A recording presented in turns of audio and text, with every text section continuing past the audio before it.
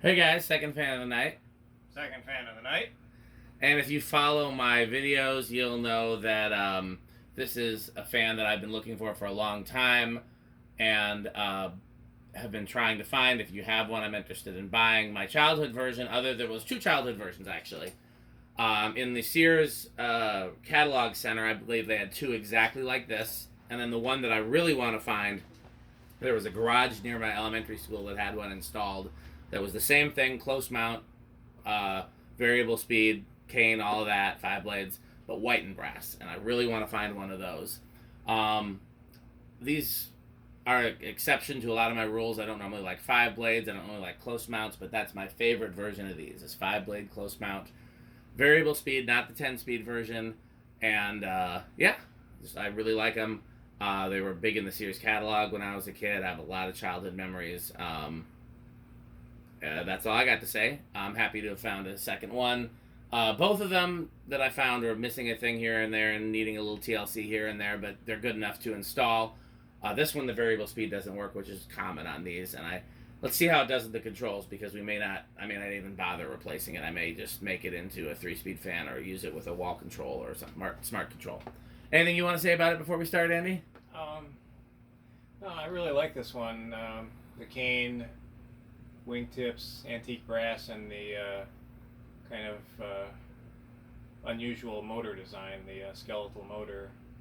That's not really. It's similar to, like you said, the one Evergo used in the banana fan. Similar to the one Hunter puts in the original now, except for the oil bath bearing and shaft, of course, and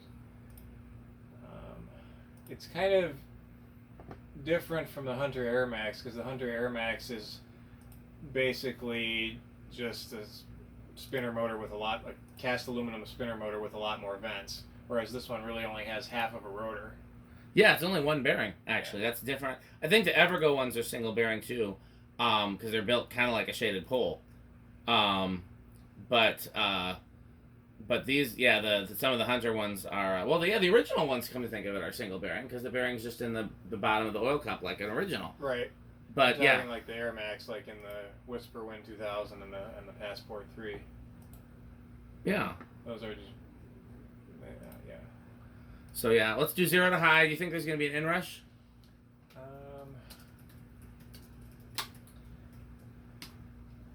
I think there will be. I'm going to say a small inrush. Okay. I guess I'll say big inrush. I didn't honestly think about it that much. So John. Okay. Here we go. 0.78. Oh, it's definitely going to drop. 0.76. 0.75. Okay, so we're big in 0.74. 0.73. That's big inrush. Yeah. 0.72.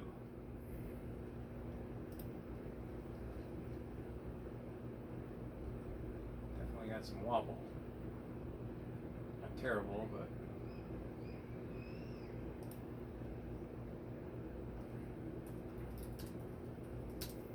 Yeah, I mean, these are pretty cheaply made fans, but still, I mean, they perform pretty well. Some of them hum pretty bad. This one so far is silent and fairly good airflow for what they are. Again, these were pretty much a budget fan when they were sold. They were doing pretty good for a budget fan, you know. Let's do first wattage and stuff. Yes. So wattage, 81.1. Power factor is 0.94. 0.72 amps. 0.94, so pretty close to 1 still. Yes. Okay, well now for spin down.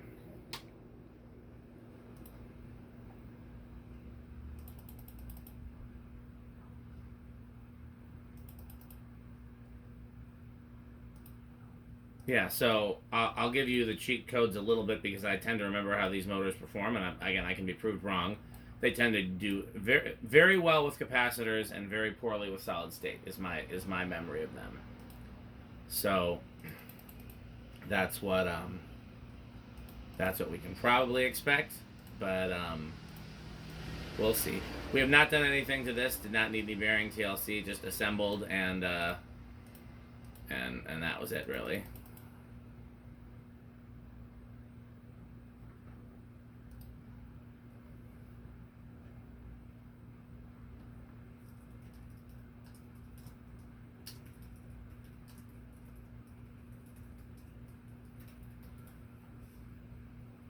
Yeah, so I've thought about this as a potential kitchen fan for here. I really like the ERS. I don't love it in the kitchen. I thought I would use the light in it a lot more than we do, with it being on such a short down rod because people walk under it. I'm like, I think it's the only, no, it's not the only fan house people walk under that's that is like not on a high ceiling, because the upstairs hallway one people walk under, and the one at the bottom of the stairs people walk under. So there's a few that people walk under, but as far as the fans that people walk under, I don't even remember where I was going with that. My point was that with such a short down rod, the uplight isn't as useful. Okay, looks like we're stopping at reverse. Yep, should be on top. Yep.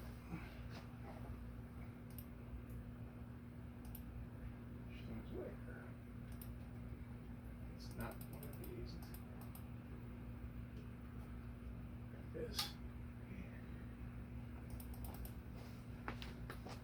There we go.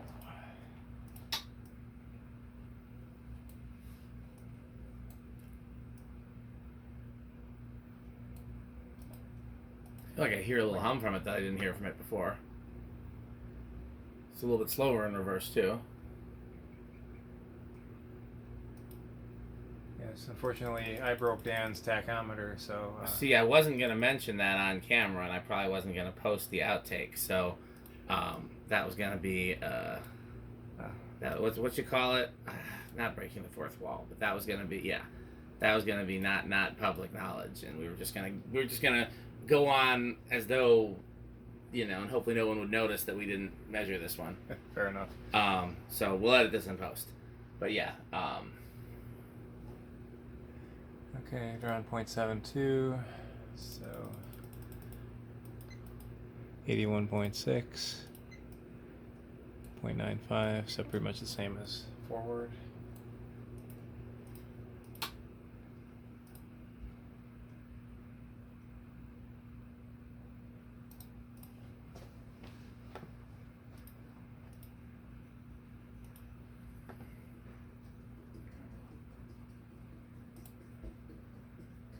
Pretty much the same, but it does seem a little slower. I guess I can post that outtake now. I wasn't gonna post it, but I guess now that the spell has been broken. Okay, capacitors. Yeah, where do you think it's gonna start?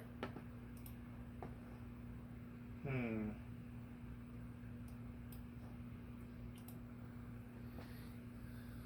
gonna say 3. Say 2. Okay. 1, 2. Oh. I saw a slight bit of movement. Trying 0.10. 3. 0.15.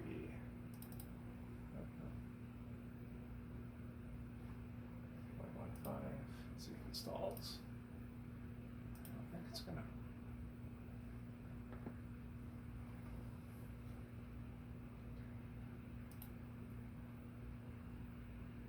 What was that, 3? 3 it is. Okay, well you won this one.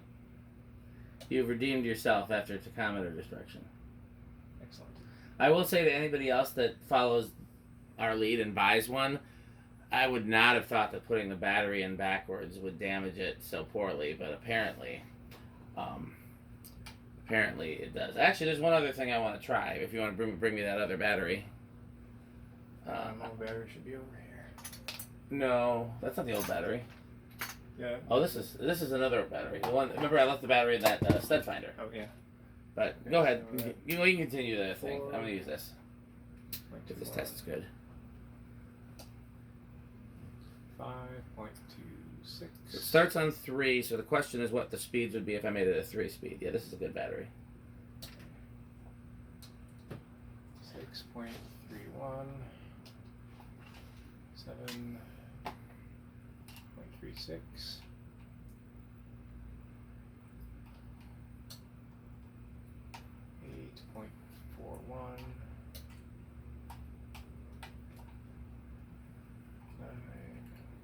6.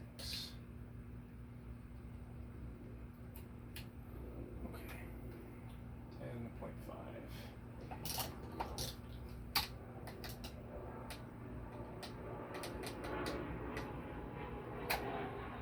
No.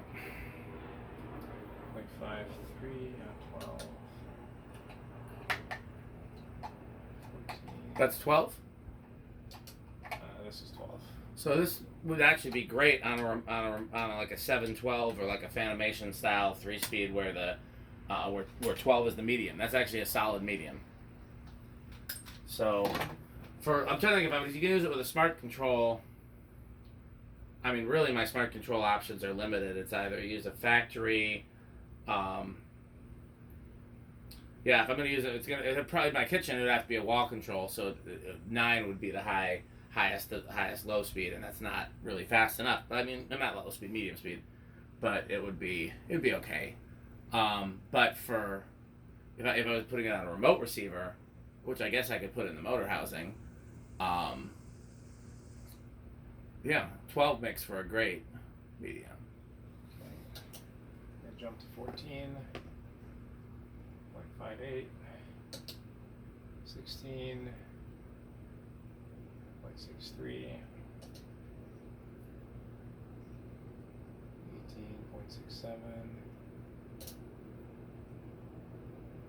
20.69. What's our high? 0.72. Yeah, we're really close. So 8, 12, 20 would be not a great range of speeds for this, but any other wall control would be a solid range of speeds for this. 5, 10, 15, or 8, 5, 8, 13, or 6, 8, 14. Any of those really would give you a good range of speeds. So this is a good option for the for any smart control if I was going to put it in the kitchen. It's 22 and we're at 0.72. Other thought I had, and I'm very unlikely to do this, is since I have 2 of these now, I could do a dual install in my living room. I just really don't want to take that R&M down. I really like the R&M. Okay, now we're at 0.73, so this may go over 0.74, yeah. Back it off. Hit the high switch? You could have left that other switch on. It doesn't do anything. Yeah, 7.2. So yeah. Okay, well, solid state. And like I said, these historically do not perform well on solid state. So based on that, what kind of a guess would you like to put in? Say living room. I'm gonna really, really hope for better than average and say bedroom, but I think I'm wrong. I think loud would be a much safer guess. I will say this because somebody's gonna ask. Somebody's probably wondering, isn't that a solid state control in the fan with the variable speed knob, and why does that not count? Right. So there's 2 different ways. Well, there's multiple different ways, but there's 2 primary methods of ceiling fan speed control. One uses a triac, and that's like a cardboard box control, and it's a very cheap and effective way to chop up the waveform to get different speeds.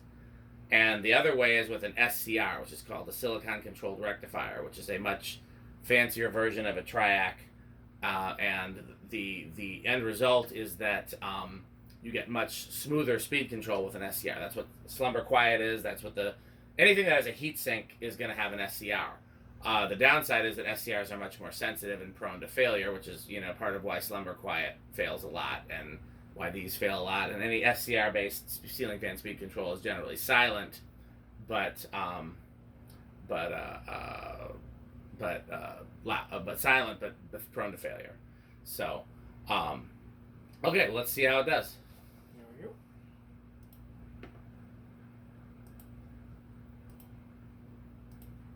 We're moving at 0.22. I can hear a little bit of hum from it already, but not terribly. Yeah.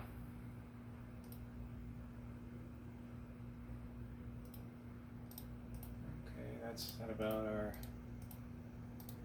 Oh yeah, I hear it. It's about half power. It's not too bad though. It could be bedroom quiet. 0.51.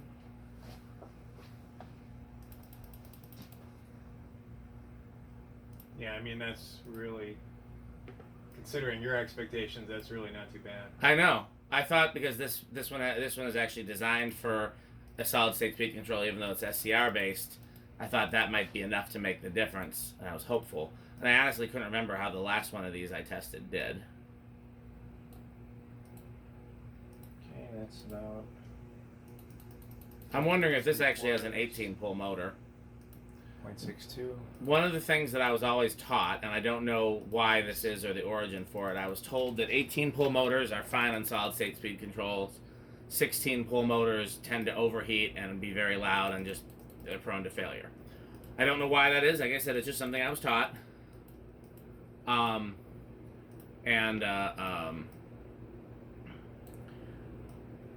Most Laskos have 16-pole motors, but I'm wondering if maybe this has an 18-pole motor because it's designed for a solid-state speed control.